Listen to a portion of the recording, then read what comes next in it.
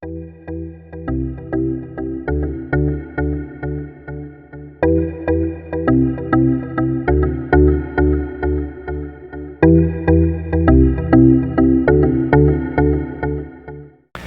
problème rencontré, c'était au niveau de la formation des nouveaux employés. On donne la formation théorique, puis ensuite la formation pratique, mais on ne pouvait pas descendre, disons, sur le plancher à cause de la contrainte de bruit et de la production. On ne pouvait pas arrêter une machine pour donner la formation pratique. Les risques qu'on avait sur le plancher à la production là, par rapport au manque de formation pratique des employés, c'est que les employés pouvaient soit mal se cadenasser ou tout simplement pas se cadenasser par peur de se tromper. Fait que là, on a créé là, en équipe là, l'idée du tableau de cadenassage pour qu'ils puissent se pratiquer avec les mêmes éléments qu'ils retrouvent sur le plancher. Ici à Warwick, dans le fond, on est chanceux parce qu'on avait toutes les ressources en main pour faire le tableau de cadenassage de A à Z.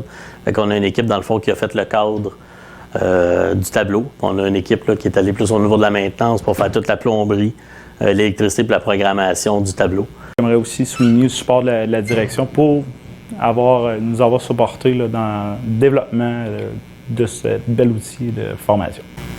Je vais effectuer une procédure de cadenassage pour démontrer comment notre simulateur de cadenassage fonctionne. Le ventilateur représente notre machine. Donc, je la démarre. Je prends ma fiche. Instruction numéro 1, effectuer un arrêt normal de la machine. J'arrête. Mettre le sectionneur E5 en position off, puis le cadenasser. Il est en haut à droite du ventilateur. Je me place de côté par rapport à mon sectionneur. Je tourne la tête au moment de le mettre en position off. Ensuite, j'applique mon cadenas personnel.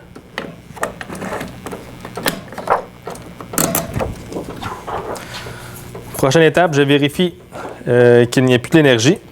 J'appuie sur le bouton bleu de réarmement sur le boîtier de commande et appuyer sur le bouton de démarrage vert, s'assurer que l'équipement ne démarre pas.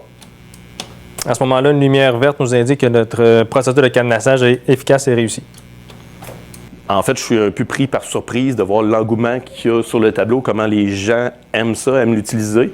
Fait que moi, je suis quand même fier de notre réalisation. En tant que préventionniste santé et sécurité, c'est sûr que ça me met en confiance de savoir que les employés descendent sur le plancher de production en ayant reçu la formation complète. Puis c'est aussi satisfaisant de se dire que avec ça, maintenant, ils ont beaucoup plus d'outils pour effectuer leurs tâches de manière sécuritaire.